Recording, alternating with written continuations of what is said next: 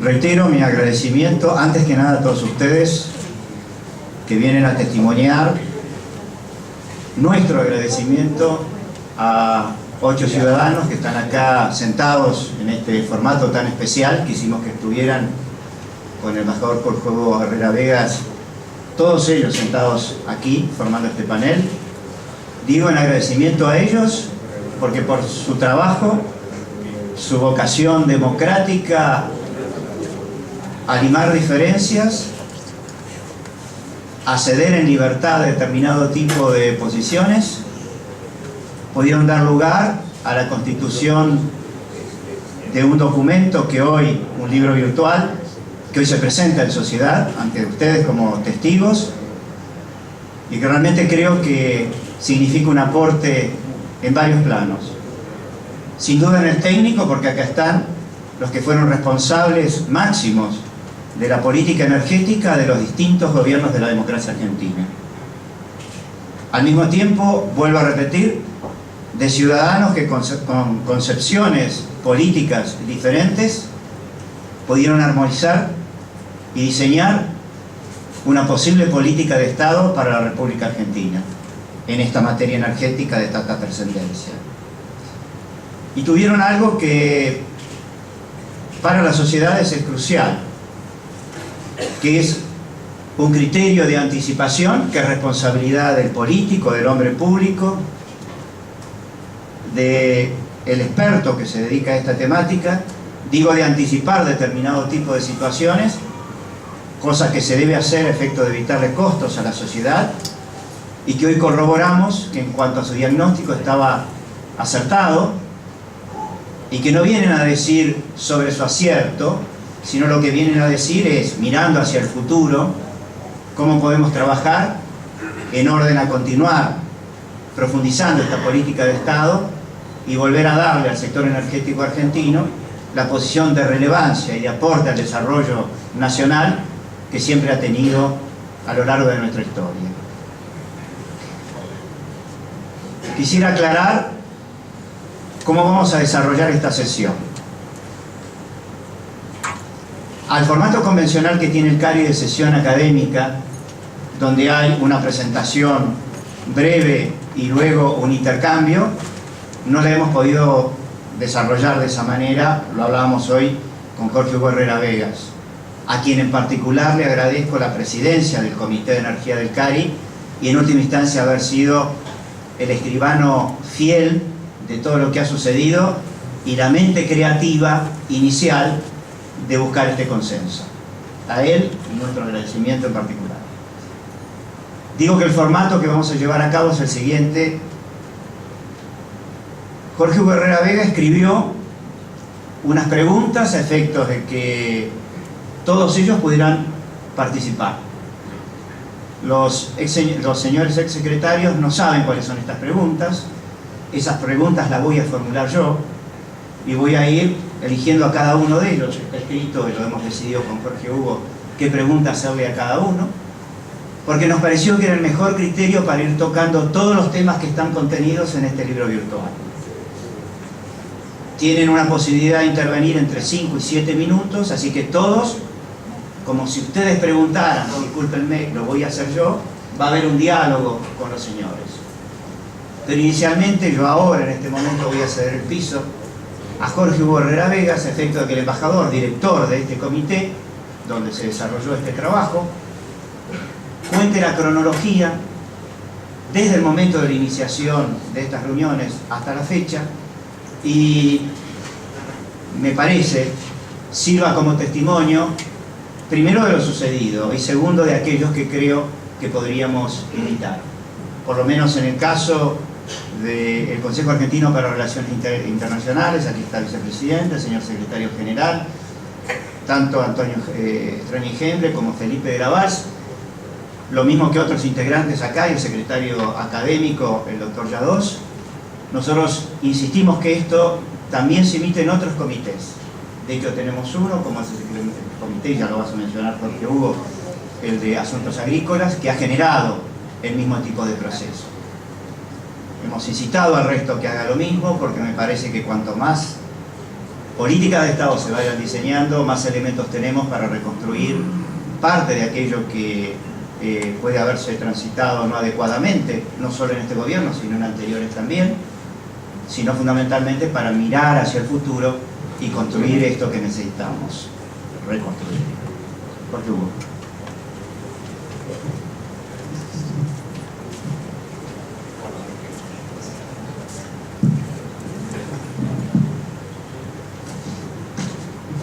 Bueno, yo estoy muy honrado y muy agradecido por haber sido invitado a participar en esta sesión académica. La presentación del libro electrónico, debo decir que es la primera vez en mi vida que presento un libro electrónico. He presentado muchos libros, pero nunca un libro electrónico, y me parece una gran idea, porque no hay nada que envejezca peor que los libros técnicos. A medida que van pasando los tiempos quedan los anaqueles, y este libro es un libro vivo, porque como es un libro electrónico se puede ir actualizando, y va a ser muy interesante para el sector energético tener un libro de este tipo. Se llama, ¿cómo se llama el libro? Se llama La política energética como política de Estado, consensos para una nueva política energética. O sea que tienen las dos ideas, la de política de Estado y la de consenso. Los autores son todos exsecretarios de Energía de la Nación, y estamos honrados porque, como dijo nuestro presidente, han elegido nuestra institución para hacer este acto académico. Como coordinador del Comité de Energía de esta casa, estoy en condiciones de relatar las actividades de los exsecretarios desde sus orígenes en 2009. Como verán, hay un punto de contacto entre el CARI, nuestra institución, y el grupo de exsecretarios.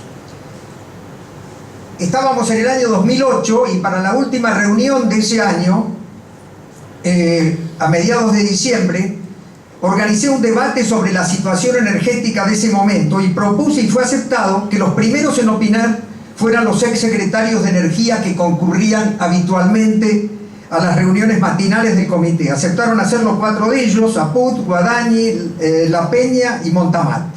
También había aceptado Carlos Bastos, pero debió viajar a Córdoba el día antes y se realizó el debate con ellos 4. Opinaron muchas otras personas, pero yo dije, van a opinar los quienes fueron exsecretarios de Energía en primer lugar. Y ahí recuerdo que el debate resultó interesantísimo. Transcurrido el verano, los exsecretarios de Energía comenzaron a actuar como grupo. A los 4 mencionados se incorporaron Roberto Echarte, Raúl Oloco, Julio César Arauz y Enrique Devoto, con lo que quedó conformado el grupo de 8 exsecretarios, autores del libro virtual que presentamos esta tarde. Y de la página de internet www.exsecretarios.com.ar, donde pueden encontrar mucho material y en particular el texto final que se le ha dado a este libro electrónico. Doctor Wiener, lo que puede considerarse el primer capítulo del libro. Acá hay una silla, bueno.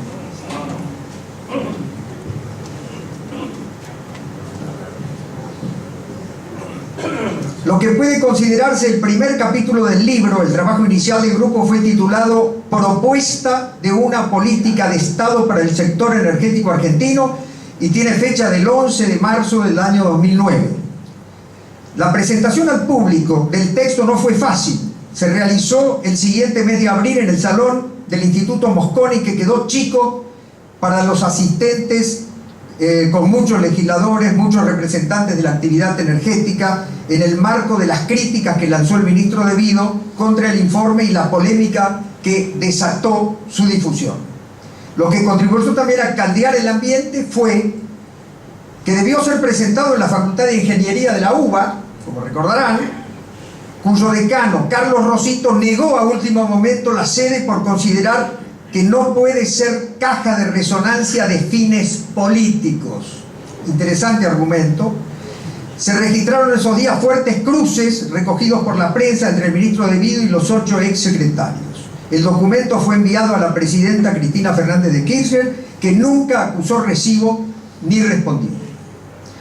En junio, 3 bloques de la oposición en el Congreso, el Interbloque Propuesta Federal, el Bloque Unión Cívica Radical y el Bloque Coalición Cívica, recibieron oficialmente la propuesta de los exsecretarios, con la presencia de ellos y numerosos legisladores. En el año 2010, el 11 de marzo, al cumplirse un año del documento fundacional, el grupo redactó un documento que tituló El desarrollo petrolero argentino en el mar y sus derechos soberanos en Malvinas, al año exacto de la aparición del primer documento. El 1 de junio firmaron la declaración de los exsecretarios sobre fuel oil y las importaciones injustificadas de fuel oil en el periodo 2004-2010. Previamente, el 15 de abril, habían dirigido una extensa carta al secretario Daniel Cameron sobre el mismo tema, antes de escribir el documento. En octubre emitieron otro documento que se llamaba Es necesario no agravar más la situación de nuestro sector petrolero, bases institucionales y políticas para revertir la declinación petrolífera. En esta declaración propusieron el dictado de una nueva ley de hidrocarburos en reemplazo de la de 17.319. Pasamos al año 2011. En marzo elaboraron el balance de la gestión de gobierno 2003-2010, la década famosa, evaluación. En abril redactaron otro trabajo técnico titulado La caída de las reservas de hidrocarburos es el problema más importante del sector energético argentino. En agosto presentaron en la Pontificia Universidad Católica Argentina el documento La verdadera situación energética que encontrará el próximo gobierno. Claro, era el año electoral. La última actividad del año fue el seminario organizado en la sede de la Universidad de Ciencias Empresariales y Sociales UCES el 16 de octubre, pocos días antes de las elecciones. Reelecta Cristina Fernández de Kirchner en las elecciones de octubre, el 30 de enero del año siguiente, los exsecretarios dirigieron una carta a la Presidenta de la Nación en la que reiteraron su vocación de aportar al Poder Ejecutivo ideas para la adopción de una política de Estado que necesariamente requerirá el consenso y el acompañamiento de toda la sociedad, según expresaron.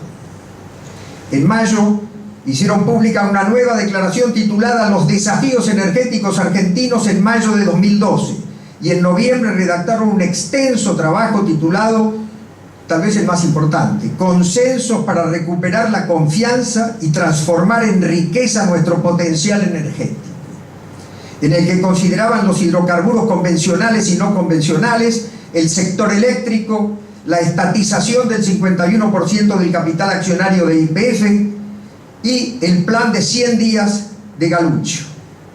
Se incluyó un anexo titulado El contrato entre Repsol y el grupo australiano.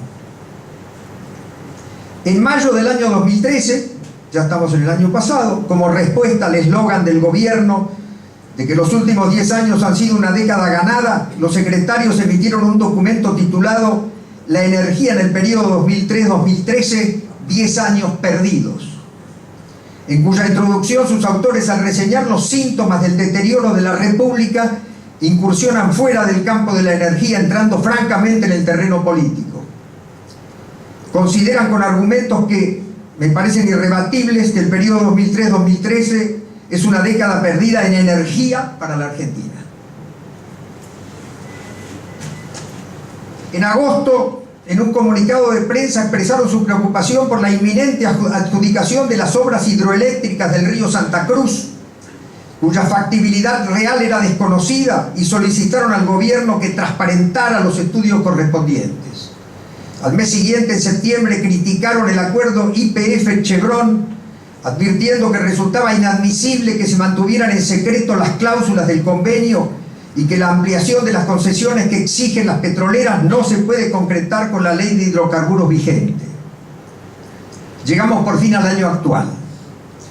A fines de enero emitieron un estudio titulado Los cortes de electricidad de diciembre de 2013, otra manifestación de la crisis del sector eléctrico.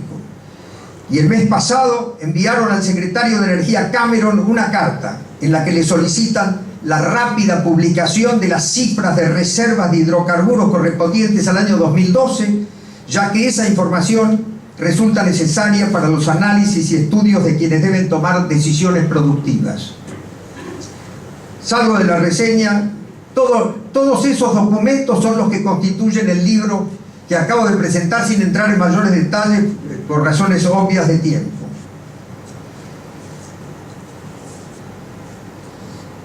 Paso Paso entonces del pasado a lo que yo pienso que los secretarios pueden enfrentar en el futuro, ya que me dan la oportunidad de presentar el libro. Infelizmente, el debate político en nuestro país se ha caracterizado por enfrentamientos entre eslogans súper simplificados, elaborados por asesores de imagen, sin debatirse propuestas y políticas. Se dice que la gran masa de votantes no presta atención a las propuestas. Los exsecretarios de Energía, al proponer la discusión de políticas de Estado, abren la puerta a un cambio de calidad del debate político.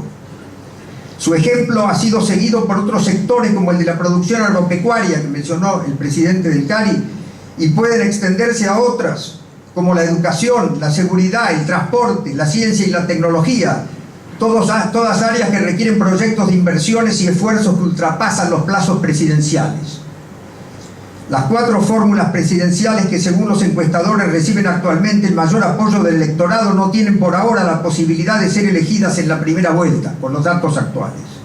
Por lo menos se votará en agosto en las primarias obligatorias y en octubre. Muy probablemente, conocidos los resultados de las PASO, habrá debates para determinar eventuales apoyos para llegar a una fórmula ganadora y asegurar la gobernabilidad. Discutir un proyecto de país equivale a discutir sobre políticas de Estado.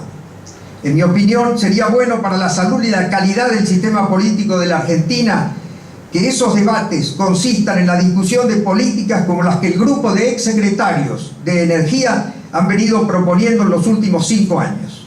Muchas gracias por su atención.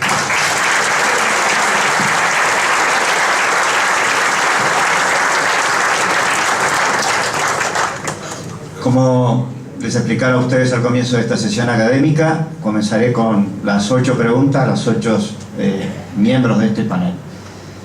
Voy a leer primero a quién está dirigida la pregunta y luego la pregunta en sí.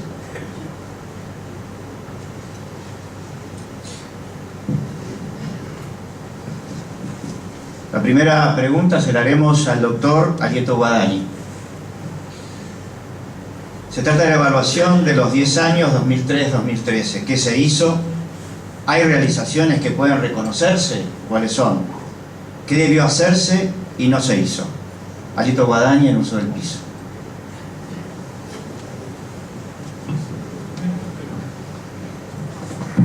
Desde que se descubrió el petróleo en 1907 en Comodoro Rivadavia, en ninguna década de la Argentina cayó ni la producción de gas ni la producción de petróleo. No hubo autoabastecimiento hasta entrada la década de 90, pero claramente la producción seguía año a año. Estamos en presencia de un hecho nuevo que yo denomino la triple tenaza energética, que es el tránsito de un estadio caracterizado por energía abundante, exportada y barata, a otro caracterizado por energía cara, importada y escasa. Y esto no tiene una explicación geológica, esto tiene una explicación claramente política. La raíz de esta decadencia argentina, de la caída de la producción y del esfuerzo exploratorio, es el resultado de la vigencia del peor modelo en el área de hidrocarburos. Hay 3 modelos posibles en el área de hidrocarburos. El capitalismo de Estado, que ejercita sensatamente todos los países petroleros del mundo porque no necesitan la inversión privada. El capitalismo competitivo, que ejercitan aquellos países que pueden tener recursos pero no son productores natos, caso de Brasil. Por eso tienen instituciones para atraer capitales privados en un marco competitivo. Y el modelo argentino, que es el capitalismo de amigos, que busca no aquellos que generan rentas petroleras, sino aquellos que sean capaces de apropiarse de las rentas petroleras que están existentes. Tan simple como eso. Lo que se requiere es cambiar de modelo. El problema argentino no es geológico. Acá está nuestro amigo Vicente, que de esto sabe mucho. No es geológico. El problema argentino es político y por eso tiene claramente una solución de tipo político. Y para mí me gratifica mucho, señor diputado Wiener, que esté usted presente. Este es un hombre importante, este es un hombre de futuro y el hecho que esté abierto a escuchar este tipo de debate es realmente gratificante. Muchas gracias. Muy bien.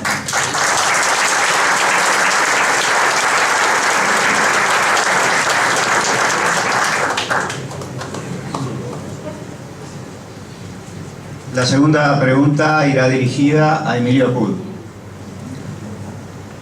¿Qué debería hacerse para aumentar la transparencia sectorial? ¿Con qué reglas de juego puede ayudarse a eliminar los casos de corrupción? una reflexión sobre entes de control, técnicos y políticos. Emilio Puder, un solo piso. Bueno, primero quiero agradecer la presencia de todos ustedes y también a Cari por darnos la oportunidad de desarrollarnos en este proyecto que es, yo diría, inédito en el país, ¿no? de consensos. Para realizar transparencia en el sector, es la pregunta. Bueno, primero que nada, volver a las instituciones y al respeto de las leyes, es decir, dar seguridad jurídica y que las instituciones que han sido reemplazadas en estos 10 años por gente, por personas, ¿no? Con discrecionalidad, y las leyes por decretos que pasaban por encima de las leyes, ¿sí? Han creado un campo fértil para que gente con pocos escrúpulos, ¿no? hiciera negocios. El problema en el sector energético es que estamos hablando de grandes inversiones y que hacen no solamente al sector energético, sino al desarrollo de todo el país, ¿no? Y esta falta de transparencia ha hecho que se construyeran o se hicieran emprendimientos que no son del todo necesarios y sin financiación. Fijémonos en el caso de Atucha 2, que ha sido inaugurada varias veces, pero todavía no produjo un solo electrón.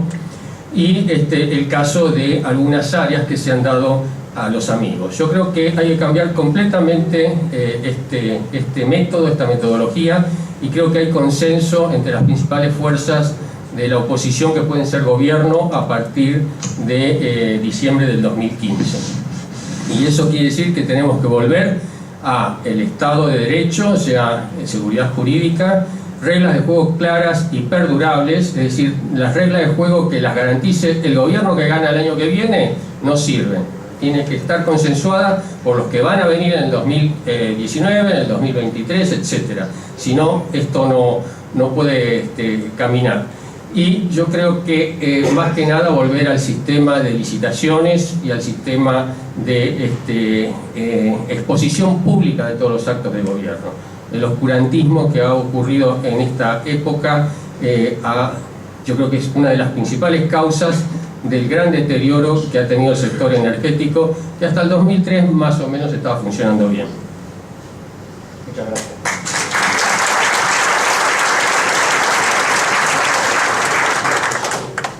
La próxima pregunta irá dirigida al doctor Raúl Orozco. ¿Se hizo bien al terminar Yacyretá e intentar terminar Atucha 2? ¿Los dos casos merecen un juicio similar? En uso del piso, Raúl.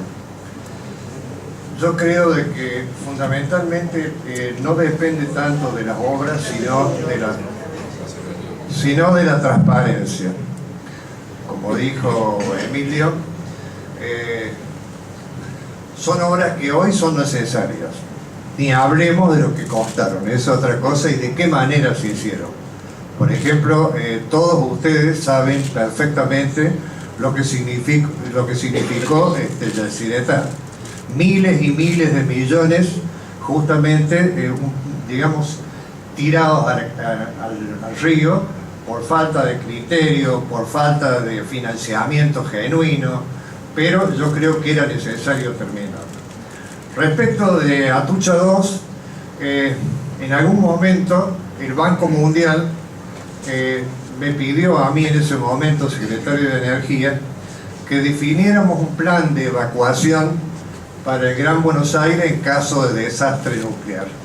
Entonces yo le dije, como no, ningún problema, pero ustedes presenten un plan de evacuación para la ciudad de Nueva York en caso de desastre nuclear. Todos se rieron, pues son muy serios, pero entendieron perfectamente el mensaje y ellos siguen utilizando la energía nuclear. Nosotros debemos seguir utilizando la energía nuclear, pero con todas las precauciones que son necesarias, porque todos nos gusta a la noche apagar la lucecita y acostarnos a dormir. Sin la luz, lo han vivido acá en el Gran Buenos Aires hace poquito, lo que significa estar sin algo vital, que yo diría que casi es como una necesidad básica a satisfacer. La energía es algo que ya no se concibe fuera de un simple hogar. O sea, vivimos prácticamente, somos dependientes de la misma. O sea que a su pregunta le digo, sí, menos mal que se terminaron y espero que Atucha 2 genere.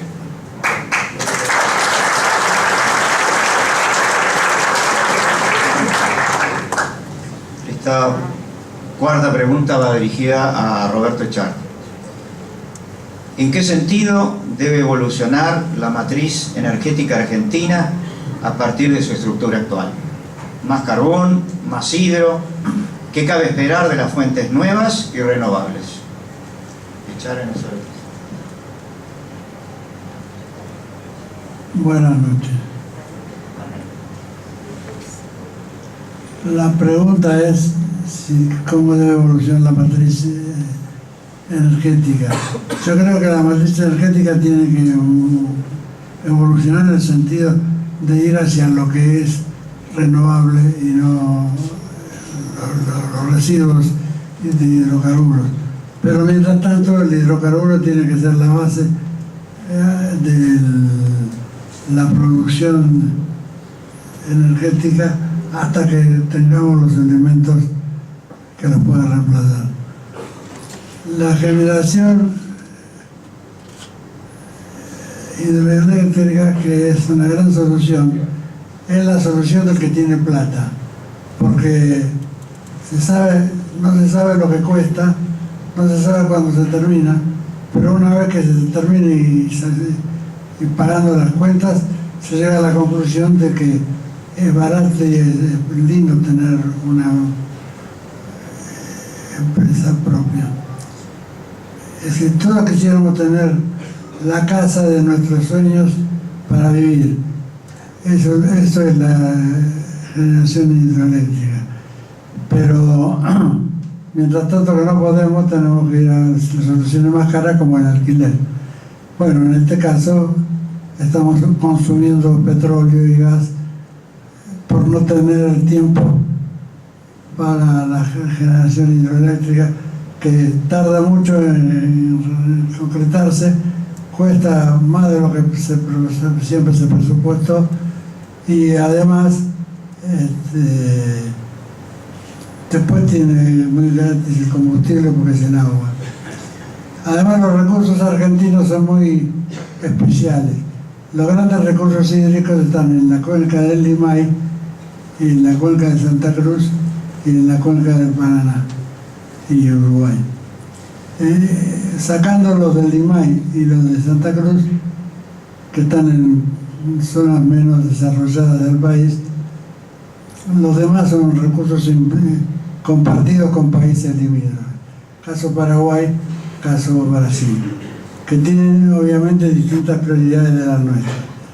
Entonces, el que fija una prioridad y no le interesa el tema, hace que la obra salga carísima, vaya y venga, tarde lo que tenga que tardar, no importa, que es el caso de la Cinetá, en la que encontramos un gobierno Paraguay, que ya afortunadamente ya ha terminado, que le gustaba recordar mal a nuestro prócer Mitre cada vez que encontraba un error en los cálculos matemáticos de la empresa.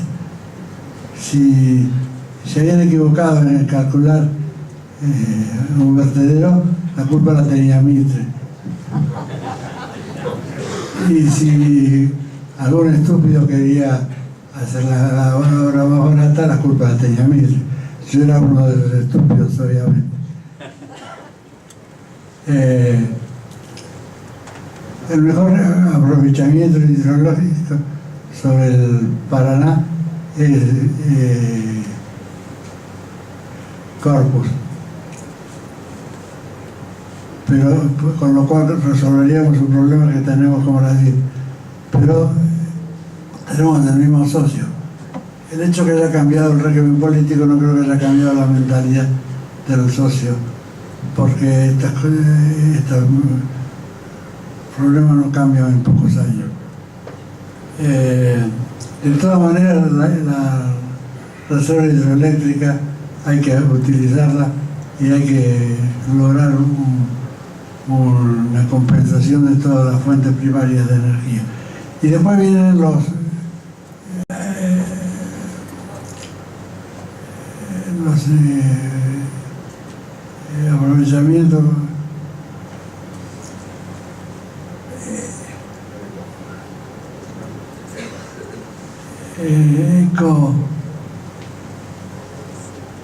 bueno, sí, no convencionales. Eólico, el eólico es muy importante, y el que también es muy importante es el solar, que sobre todo en la zona del norte, no es para todo el país. Lo que pasa es que siempre se ha buscado una solución, siempre se ha encontrado que las inversiones en energía estaban atrasadas, y siempre se buscó la solución de hacer la obra más grande que compensar el déficit, en lugar de pensar que el déficit se iba a acabar con distintas obras de distinta calidad. Consecuentemente se volcaba todo el esfuerzo en una obra que concitaba el entusiasmo de los empresarios, de la gente y de todo el mundo, y particularmente de los socios, y que no ayudaba a buscar las soluciones, sino que siempre se buscaba alguna dificultad para agregar a la obra una cosa más. Fíjense, en Itaipu, que es la obra más importante que hizo Brasil con Paraguay, cuando estaba todo listo para que Paraguay generara en 60 ciclos de corriente alternada para hacerlo compatible con lo de Brasil, el presidente Stroessner decidió que Paraguay no cambiaba su ciclaje, con lo cual le hizo hacer una central de transformación en corriente continua a Brasil, al Divino Botón, porque ella quería mantener la igualdad con la Argentina. Con la Argentina la solución hubiera sido mucho más fácil, era cambiando el ángulo del árabe de la turbina para generar en 50 o en 60. Con el Itaipu no, porque era árabe fijo, había que cambiar toda la instalación. Y esto que es claro en Brasil, en la Argentina se hizo mucho más. Cuando yo me hice cargo de la Yacyretá, yo era el 8º director ejecutivo que tenía la entidad binacional. Mientras tanto, en Itaipu había habido 2. Del lado paraguayo había habido 2, porque el primero se murió. Y del lado brasileño había uno que no se murió. Hasta que finalmente cambiaron por cambio de gobierno. Si nadie se hace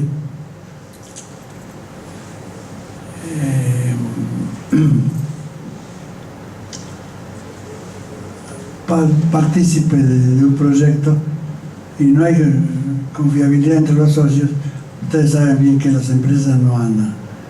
Anduvo bien Salto Grande con Uruguay, porque con Uruguay tenemos mucho más acuerdos que desacuerdos. Los desacuerdos generalmente son simplemente futbolísticos. Y con Uruguay se hicieron 2 centrales para una misma obra, cada una la suya, y cada vez que necesitamos asistencia de energía del lado uruguayo, Uruguay la ofreció, no hace falta que se le pidiera con mucho esfuerzo. No así con los otros países limítrofes. Pero tenemos además el biocombustible, que es un reemplazo del gasoil importante para la generación térmica. De todas maneras, todo esto tiene que entrar en una matriz que vaya cambiando de acuerdo con la posibilidad de provisión, porque desarmar un esquema para ir a otro no tiene sentido desde un punto de vista real. Podrá tener sentido desde un punto de vista teórico, pero desde un punto de vista práctico no, porque lo que necesitamos es que la gente tenga energía para vivir, para desarrollar sus actividades. Muchas gracias, doctor.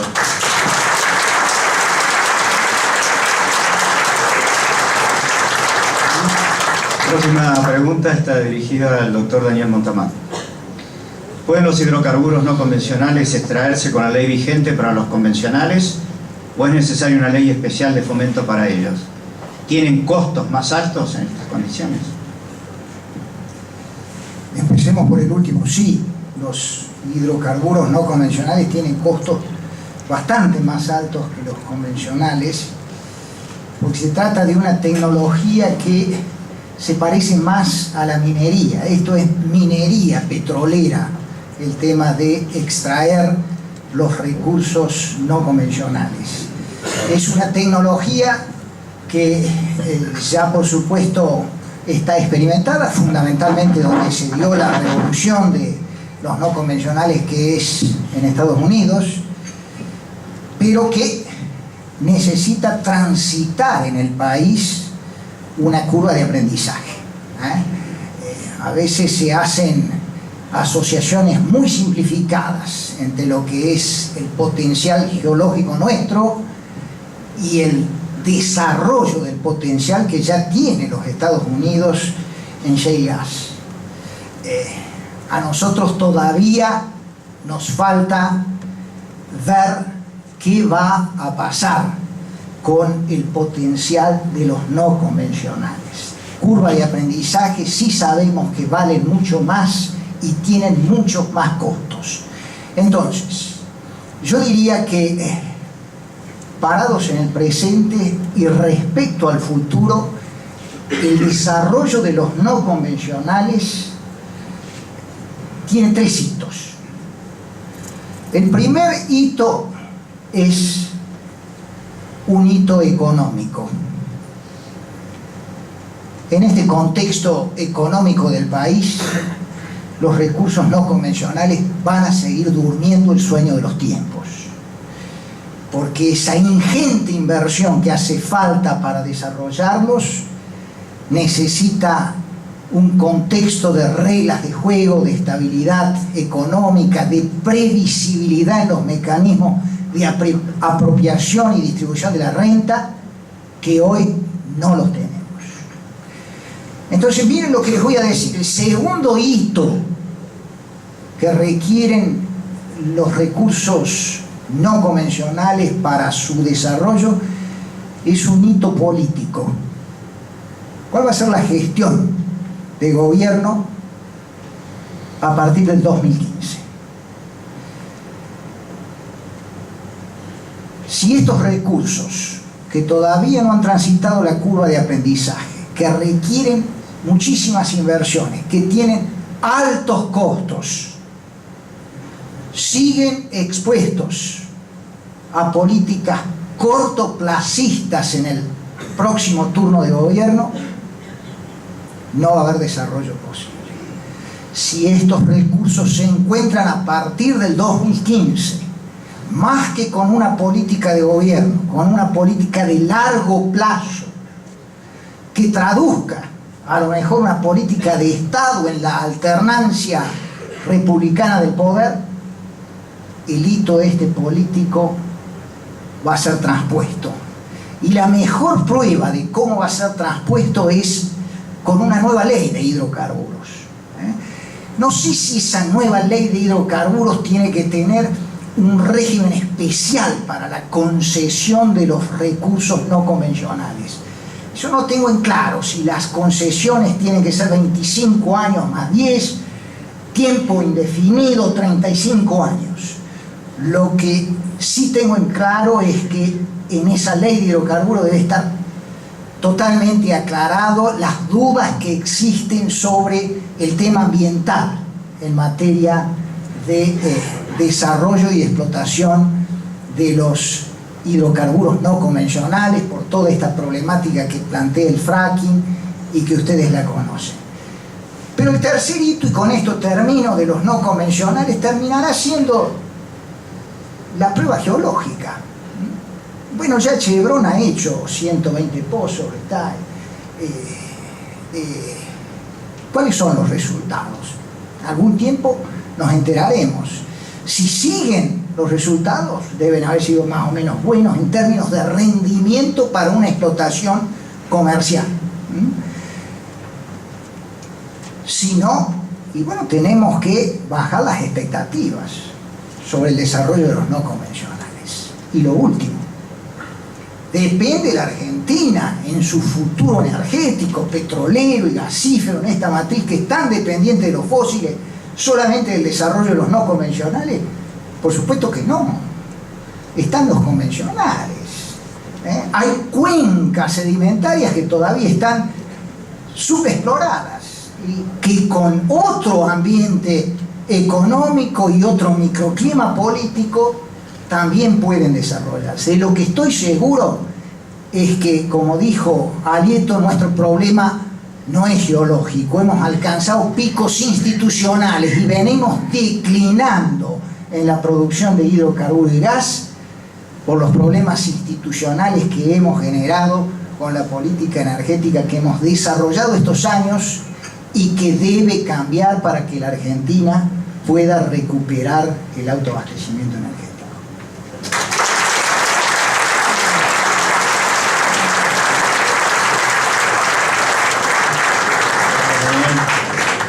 Al doctor Julio César Araos. Las provincias y la nación. La propiedad del subsuelo por parte de las provincias ayuda o dificulta el crecimiento de la producción de energéticos y el logro del autoabastecimiento. Muy bien, muchas gracias por la presencia de todos ustedes. Y voy a explicar este tema que no lo tenía de antemano, pero decirles lo siguiente. Me tocó durante mi gestión llevar adelante todos los pactos federales energéticos que comenzaron en esa época en una situación que se vivía muy difícil.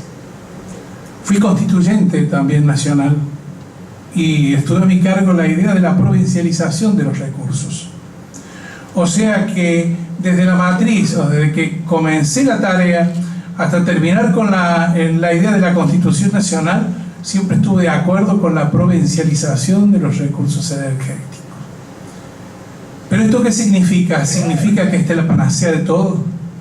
Significa que en este momento estamos viviendo, no diría un periodo de oscurantismo para no ofender a las provincias ni la buena voluntad de la gente que trabaja, pero estamos en un periodo de transición y un periodo de transición jurídica, política y económica, donde todas estas verdades que podíamos esgrimir como puntos fundamentales, especialmente la titularidad de los recursos, pareciera que no da resultado.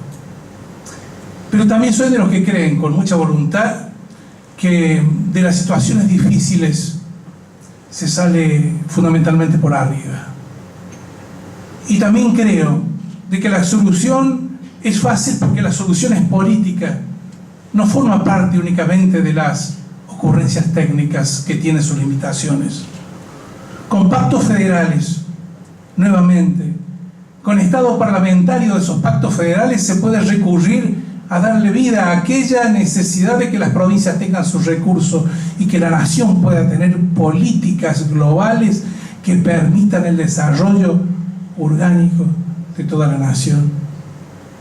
Hay que hablar de muchas cosas. Hay que hablar de nuevos pactos federales. Hay que hablar de una nueva ley de hidrocarburos que hace a la voluntad de un país que tiene que coexistir con las nuevas tecnologías y las realidades económicas que vivimos. Hay que hablar de la relación de las provincias y la nación. Hay que hablar de un caso fundamental que es la apropiación de la renta petrolera, porque no podemos tener, gracias a Dios que tenemos provincias muy ricas en hidrocarburos y otras muy pobres. ¿Qué vamos a hacer, por ejemplo, de Kuwait que sea Neuquén, que sea Kuwait? ¿Qué hacemos con las provincias que no tienen petróleo? ¿Cómo hacemos el desarrollo equilibrado de la nación con la renta petrolera y la necesidad de este ordenamiento? Es la política. Y es la política la que nos dice ahora, y lo que nos permitió a nosotros, los 8 secretarios, estar presentes. Comenzamos primero a comprender que teníamos que respetar lo diferente y tener la valentía desde lo diferente decir que nos convoca y que podemos hacer de conjunto, que es el salto de calidad institucional que necesita la Argentina con nuevas políticas de Estado.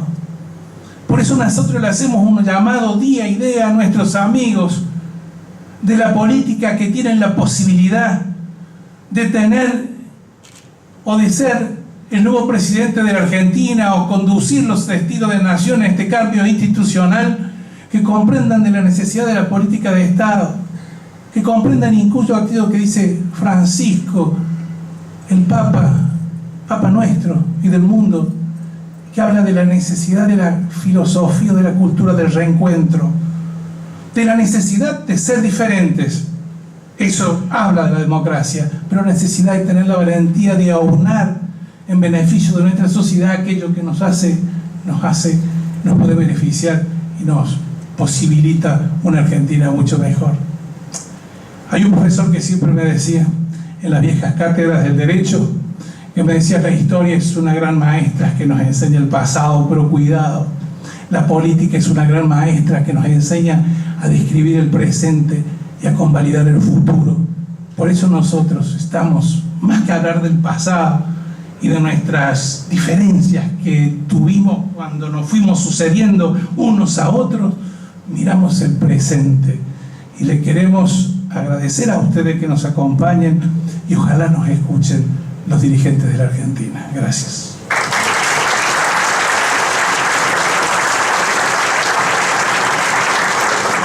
Próxima pregunta al ingeniero Jorge La Peña. Argentina llegó a un pico petrolero en 1998 y un pico gasífero en 2004. Desde esa fecha la extracción ha ido disminuyendo año tras año. Estados Unidos parece haber podido revertir la fatalidad del pico con los no convencionales. ¿Puede la Argentina regresar al autoabastecimiento? ¿Bastaría con los convencionales? ¿Qué parte del esfuerzo correspondería a los no convencionales? ¿Cuántos años tardaríamos en recuperar el autoabastecimiento? Jorge, no sueltes. Bueno, muchas gracias al CARI y la presencia de este calificadísimo auditorio que nos acompaña. Bueno, soy optimista respecto a que podemos recobrar el autoabastecimiento, que es una situación absolutamente preciada por cualquier gobierno del mundo. Todos quieren ser un país autosuficiente en materia energética, pocos lo logran. Ahora, creo que para lograr ese autoabastecimiento hay que tener claro la compleja situación que atravesamos. Nosotros hemos perdido una década en la cual nos hemos consumido la mitad de las reservas de gas. Es decir, nos hemos consumido el stock de reservas de gas. Y la producción en ese tiempo no ha dejado de caer año a año y sigue cayendo. No es que hemos perdido una década y estamos igual que en el 2003. Desde el punto de vista que nos interesa, que es nuestra dependencia externa, estamos igual que en el año 1970, donde Argentina se autoabastecía en un 85 a 90% y tenía que importar 10%. Pero estamos peor que en el 70, porque en el 70 estábamos subiendo y en el 2014 estamos bajando. Este año vamos a importar mucha más energía que el año pasado. Y el año pasado hemos importado mucha más energía que el año anterior y así sucesivamente. Ahora bien, ¿por dónde salimos? Evidentemente tenemos dos vías complementarias. Producir más energía renovable y utilizar nuestros recursos hidráulicos y eólicos fundamentalmente, y producir más petróleo y más gas. Es decir, tenemos que revertir una situación de decadencia. Esto es, antes que nada, un hecho técnico que tiene reglas técnicas que no se pueden violar, como no se puede violar la ley de la gravedad o la ley de Ohm en el caso de los electricistas. Y es también un hecho económico que también tiene reglas que, si las contrariamos, no llegaremos a ese resultado o al resultado que queremos. de forma tal de que este sector energético, para revertir esta situación, no necesita un baño ideológico, necesita un baño de racionalidad. A todos nos conviene revertir la tendencia decadente. Por eso es que podemos hacer una política de Estado que deje solo afuera los extremos políticos. Y si tenemos que salir por los convencionales o los no convencionales, tengo una posición antagónica a la que manifiesta el gobierno, que parece creer que hay una sola salida para la Argentina, cuya viabilidad técnica todavía no está demostrada. Entonces, tenemos que generar estrategias multiespectro. Ya lo dijo Montamati y lo reafirmo. Tenemos, acá está el ingeniero Vicente, petrolero de toda la vida, que no me deja mentir, el 75% del territorio nacional todavía inexplorado, en lo que hace a las cuencas sedimentarias que pueden contener petróleo. Entre ellas, el mar, hasta el talud oceánico. Entonces, tenemos que ser imaginativos y generar estrategias realistas y novedosas. Estamos como en 1860, después de Pavón, con un desierto, con inmensas posibilidades, pero que todavía esas posibilidades no eran efectividades conducentes. Entonces, dependemos más de nuestra materia gris que de los recursos que todavía tenemos que comprobar la posibilidad de su existencia y de poder movilizarlo. Una cosa es tener inmensos recursos y otra cosa muy distinta es utilizar económica y técnicamente esos inmensos recursos. Y este es el desafío que tenemos desde aquí en más. Gracias.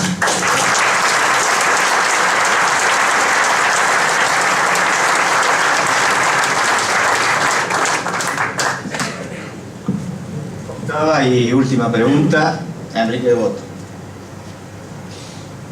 Los 100 días del gobierno que se inicia el 11 de diciembre de 2015. ¿Por dónde debería empezar el nuevo gobierno en materia energética? Muy bien. En primer lugar, les agradezco al CARI y a todos ustedes la presencia y esta oportunidad de presentar este libro. Y también un comentario personal, si ustedes me permiten. Soy el último en hablar y también fui el último secretario antes de este gobierno. Yo me fui el 25 de mayo de 2003 y me fui deliberadamente porque no creía que pudiera venir nada bueno en materia energética. Ahora vemos para el lado de la pregunta los primeros 100 días. Los primeros 100 días de la nueva política económica y energética del próximo gobierno, en realidad, a mi juicio, tienen relativamente poco que ver con la energía. Tienen mucho que ver con la seguridad institucional. El problema, acá se ha dicho prácticamente por todos de alguna manera o de otra, es si no generamos condiciones de estabilidad jurídica, de seguridad jurídica, reglas claras que permitan el desarrollo de inversiones, tanto en el campo energético como infraestructura. Nosotros estamos hablando de energía, pero la infraestructura argentina está prácticamente destrozada. Los caminos no existen, los puertos están mal, etc. De manera que hay un conjunto de inversiones en infraestructura, de los cuales la energía es una parte muy importante, quizá la más importante por sus conexiones, pero me parece que él tiene que apuntar, ese gobierno, a crear el consenso, tiene que apuntar y tiene que haber llegado ya con un consenso entre todas las fuerzas para que esas políticas que se van a aplicar no solo se apliquen del 2015 al 2019, sino que al 2023, al 2027, etc. Si no generamos no mínimo de 20 años de consistencia, coherencia y consecuencia en las políticas de Estado, va a ser muy difícil remontar eso. Por eso, aunque tal vez defraude desde el punto de vista de lo que se esperaba en energía, creo que la energía acá habría que ser un poco más humilde y decir esto es parte de un conjunto de cosas que requiere nuestra sociedad, que tienen que ver desde la educación, la seguridad, etcétera, pero que tiene que ver con la voluntad de un pueblo, la voluntad de su dirigencia, es decir, de ahora en adelante, estas son las políticas y se van a respetar así sea la alternancia que sea. Creo que por ahí pasa el tema fundamental. Hay una gran cantidad de debates que llevarán esos 100 días, ahora quizá en materia energética, del cambio de la matriz, hay un problema de tarifas, costos, si realmente se debe pagar lo que corresponde, si habrá tarifas sociales, cómo se va a contemplar esas situaciones. Pero quiero volver a lo que inicié, son los días previos a esa asunción y los primeros 100 días donde se tienen que establecer las reglas del juego, la legislación que permita que a partir de ese momento la Argentina inicie un proceso de desarrollo sostenido y continuo, porque creo que de alguna manera es lo que nos merecemos después de estos años tan duros que hemos estado viviendo. Muchas gracias.